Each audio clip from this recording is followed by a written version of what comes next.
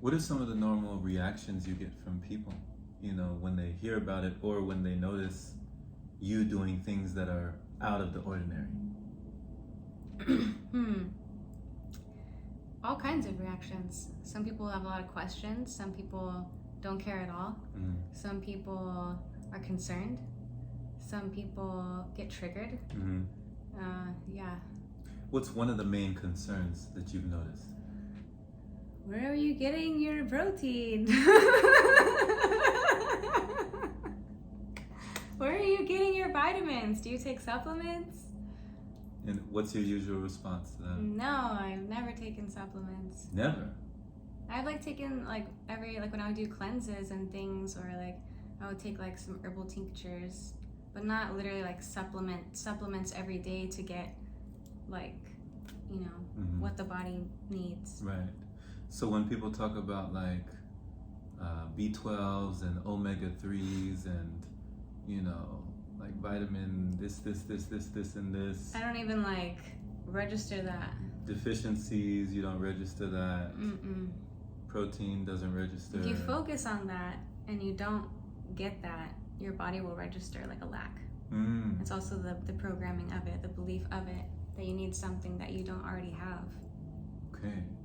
So how does the body generate or supplement a supplement without the supplement? I would say the belief system has a huge part of it. Belief. Yeah. We build muscle from amino acids.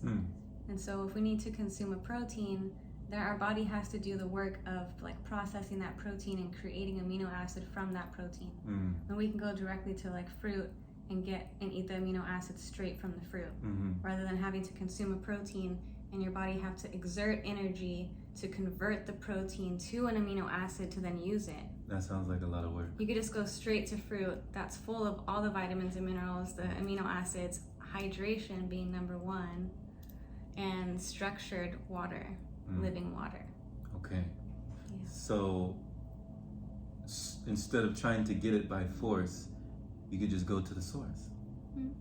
Or like I said, not having to exert, it makes no sense to have to eat something to gain energy and gain strength, but you're having to exert in that process. We can cut that part out. Makes sense. And have more energy, because you're not utilizing that energy to break down the things. Right. When the fruit has already done it for you. Can someone have a social life when they're on the Pranic Path? Is it possible for someone to still be social, to still be able to go out with friends, even though they're not on the same bandwidth or the same wavelength? Yeah, of course. But that has to do with energy, being sensitive to energy. Not absorbing other people's thoughts and whatnot. You can do anything you want. You don't have to seclude yourself to only certain groups or only certain things, or not getting out in the world. It's actually beneficial for you to get out in the world when you are living this way, because it shows an example of something different, and it just shows authenticity, and it shows something that you stand for. Right. And it shows when people meet me, they're well, you're not anorexic or super skinny to the point where it doesn't look healthy. And so it really shows them. And being around me longer, even they witness. Yes. They witness the way I consume and the way I live. Yeah. And yeah, it's setting that proof basically that it is possible. Yeah. And not only possible, but you can be super happy and healthy at the same time. I saw this post earlier, actually, this girl who passed away, but she was not, it wasn't because of her diet, she was literally anorexic. Okay. And you can tell the difference of the body. You can tell if the body is nourished and vibrant, has color and life to it, or the body is straining. Lifeless, yeah. Drained. Drained, yeah. Okay. So not only do you make it look good, you make it look possible, you make it look plausible, you make it look practical. Practical, yeah. Because people think it's so hard. But there's so many options. It's only the mind. That's why I say it always goes back to the belief system and the mind too, because you can't think that there's like limit to this. It's actually opens up more doors and options that maybe you had never tried before. So it's the key that opens doors.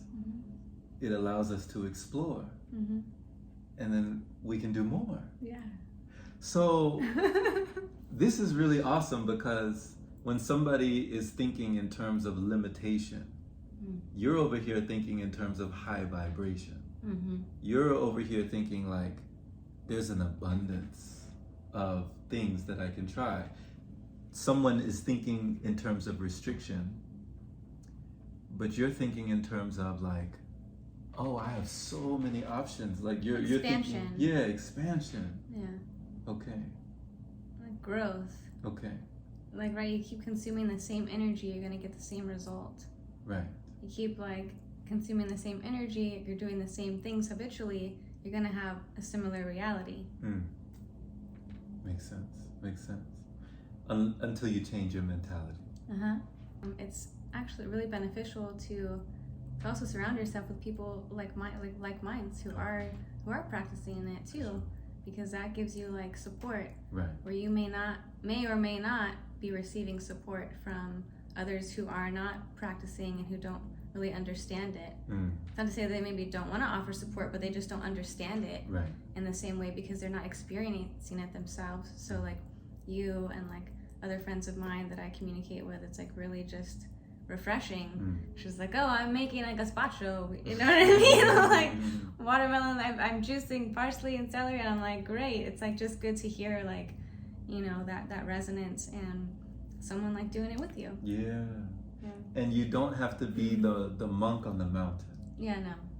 You know, you can be amongst the people. You know, you can be amongst, you know, others. You can be in the vibration of the many without having to worry about, you know, being drained. You can still be sustained. That's the message.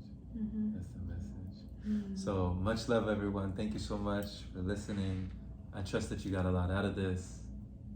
Continue, keep the light shining within you. Much love.